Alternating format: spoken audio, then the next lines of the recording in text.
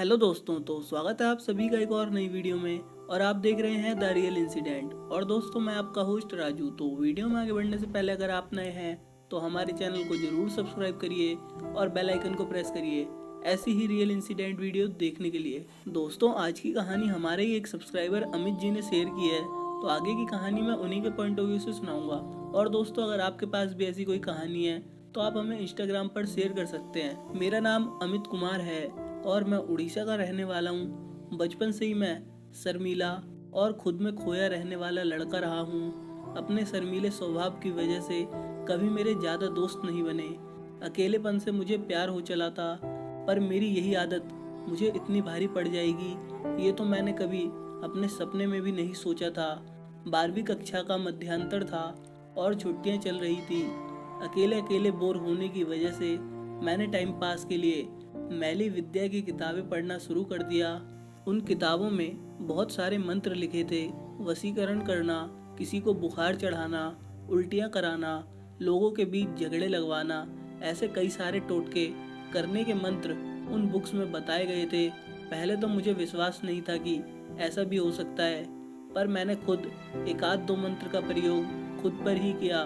तब मुझे एहसास हुआ कि ये तो वाकई में असरदार है। मैं दिन में 8-8 घंटों तक भूत प्रेत, पिशाच, डैन और काली विद्या से जुड़ी किताबें पढ़ने लगा। 2 महीने की छुट्टियां मैंने इसी काम में बिता दी और मेरा स्कूल का 3rd सेमेस्टर शुरू हो गया। स्कूल में घुसते ही मैंने अपने सहपाठियों पर मैली विद्या आजमाना शुरू कर दिया। जो टीचर डांटे वो तो गया। एक दिन तक मैं उसका माथा अपनी काली विद्या से दुखा देता था। कई दोस्तों पर गुस्सा आने पर मैंने उन्हें क्लास में उल्टियाँ करवा दी।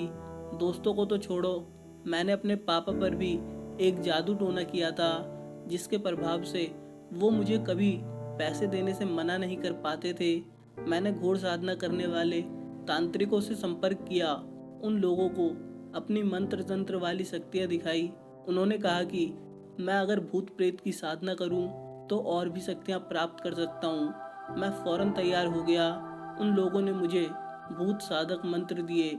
साधना शुरू करने के तीसरे दिन ही मेरे घर में भयानक आत्माएं घूमने लगी और मेरे मंत्रों पर जैसे गुलामों की तरह नाचने लगी। मैंने एक दिन अपने पड़ोस में रहने वाली लड़की को मैली विद्या करके प्रेत से टकरा दिया, क्योंकि वो लड़की मुझसे बहुत जलती थी। मेरी यह नादानी मुझे बहुत भारी पड़ गई, क्योंकि वो प्रेत मेरे बुलाने से वापस नहीं लौटा। उसने उस लड़की के शरीर में वास कर लिया। मैं ये तो नहीं चाहता था, मैं तो सिर्फ उसे सबक सिखाना चाहता था। पर अब मामला गंभीर हो चला था। वो प्रेत उस लड़की का खून चूसने लगा था। वह पूरी पागल सी होने लगी थी। रात रात भर वो चिल्लाती रहती थी और रोती रहती थी। उसकी भयानक चीखें अब मेरा दिल दहला देने लगी। मुझे खुद से घिन आने लगी थी और मुझे समझ में नहीं आ रहा था कि क्या करूं, किससे मदद मांगूं कि उस बेचारी लड़की की हालत ठीक हो सके। फिर मुझे ख्याल आया कि उन अघोरियों के पास जाता हूँ, शायद वहाँ से कुछ रास्ता निकल आए। उन अघोरियों ने जो कहा वो सुनकर तो मेरी सांसें अटक गई और मेरे हाथ पांव कांपने लगे। उन्होंने कहा कि जरूर इसका इलाज हो सकता है, पर वो प्रेत अब उस लड़की का खून और मांस चख चुका है। वो प्रेत अब छाया नहीं रहा। उसे वहां से निकालकर किसी और के शरीर में जगह देनी होगी, और वो कोई और या तुम हो सकते हो या फिर तुम्हारे घर का कोई व्यक्ति, क्योंकि प्रेत जिद्दी होते हैं।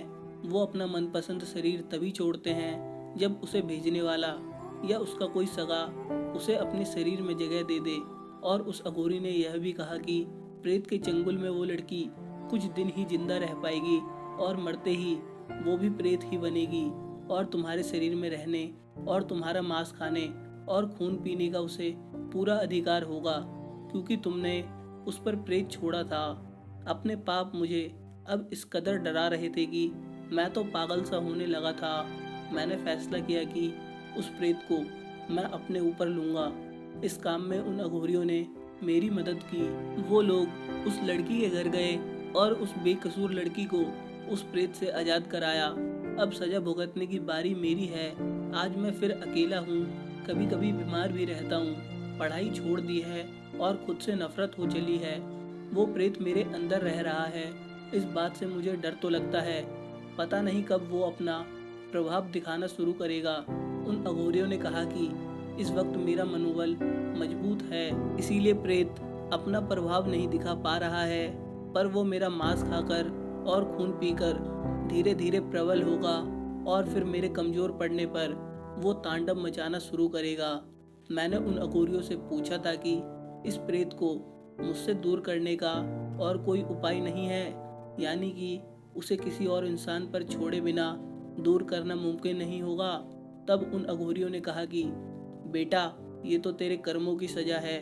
जब तक तेरे पापों की भरपाई नहीं होगी तब तक तुझे इस बला से छुटकारा नहीं मिलेगा। हाँ, अगर तू और गहरे पापों के दलदल में उतरना चाहता है तो अपने किसी परिवार के सदस्य को चुन ले जिस पर तू इस भयानक प्रेत को छोड़ सके।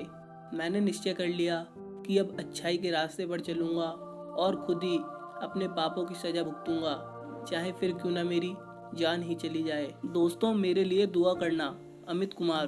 तो दोस्तों, आपको ये सच्ची घटना कैसी लगी मुझे कमेंट करके जरूर बताइए, और वीडियो अच्छी लगी हो तो वीडियो को लाइक करिए और अपने दोस्तों के साथ शेयर करिए, और ऐसे ही रियल इंसिडेंट वीडियो देखने के लिए चैनल को जरूर सब्सक्राइब करिए।